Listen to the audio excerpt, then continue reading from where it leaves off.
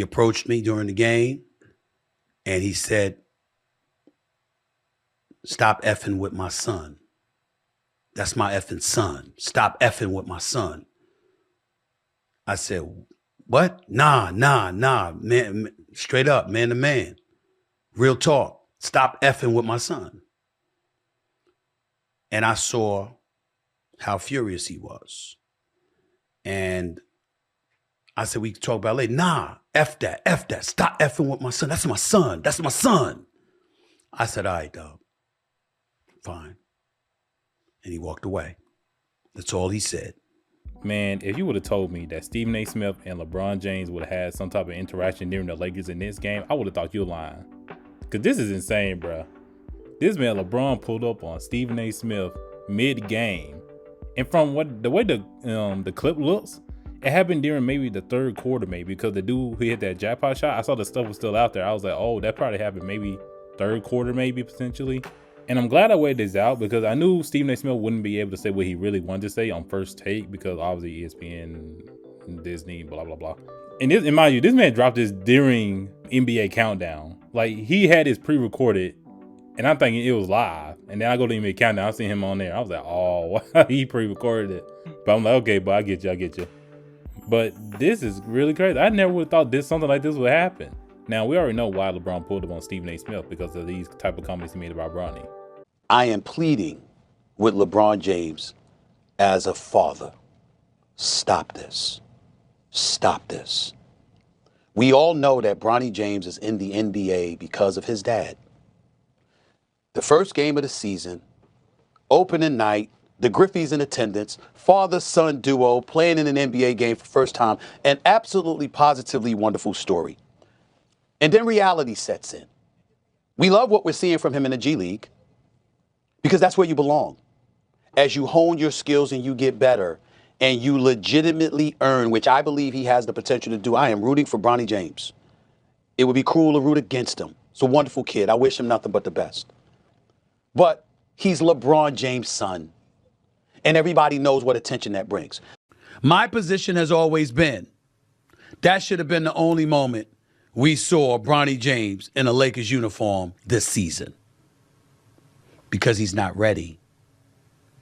I'm not here to tell you that he won't be ready. I'm not here to tell you that he won't be an NBA player. I'm not here to tell you that he should give up his dreams and his aspirations. I think the kid's got potential. I think the kid will be in the NBA one day. I watched him in the G League doing this thing. I think he's going to be fine eventually. But that's not the case yet. No, I can at least see from LeBron's perspective on why he, came up to Stephen A. Smith and said, hey, don't talk about my son. Just keep him out of it. I can understand that. Because if someone talks about your child, you can always want to defend them because that's your child. I mean, it makes sense. That's why even Stephen A. Smith said, yeah, he came to him as a father. He knew he came as a father to him, not an NBA player as a father, which is understandable. But so far, we only seen Bronny in the G League. And yeah, he's been doing his thing in the G League, but we haven't really seen that on the NBA actual court. Because if I'm not mistaken, I don't think he even played in the New York Knicks game. That's why I'm trying to figure out what did he say that was actually wrong. Now, I think he could also be mad about the fact saying that because Stephen A. Smith was saying, hey, as a father, you shouldn't be doing this to your son, which I can see from Stephen A. Smith's point on why he said that, because if you're one of the biggest name athletes out here and your son hasn't really shown that much promise yet, just keep him in the G League. Just keep him over there. Because, yeah, that was a cool moment seeing, LeBron and Bronny sub in together. That was awesome to see. But then reality does set in. It's like, is he really ready to play in the actual NBA? Or should he try to keep himself, going in the G League? That's why I'm looking at this from both perspectives right now. From Stephen A. Smith's perspective and LeBron's perspective for this. And this video actually got pretty more interesting because he actually stood on business on what he said about Bronny. And he brought up Magic Johnson saying something about Bronny. But let me tell you,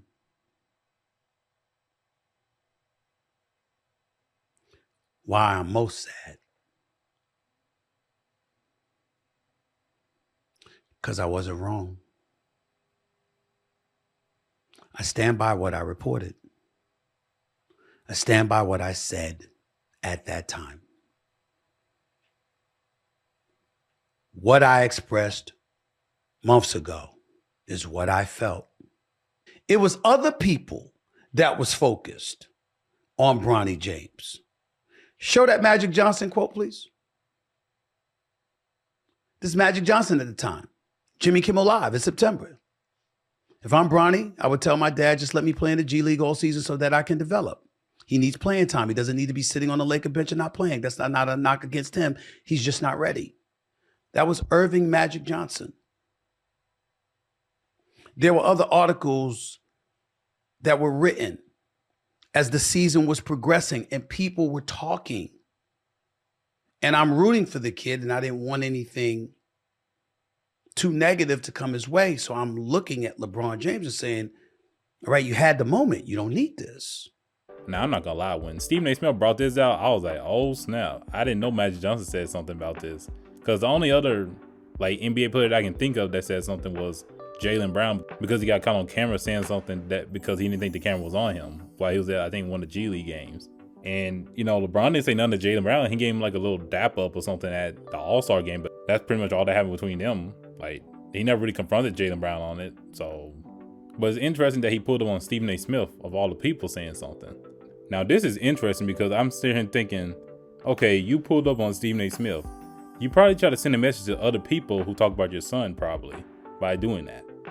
Because Stephen A. Smith is kind of like the main, I'm not going to say like face of the media or sports analysts and stuff, or people who talk about Bronny, but he's kind of was your ticket to be like, because he's right there close to you, was like, okay, I'm going to go for it.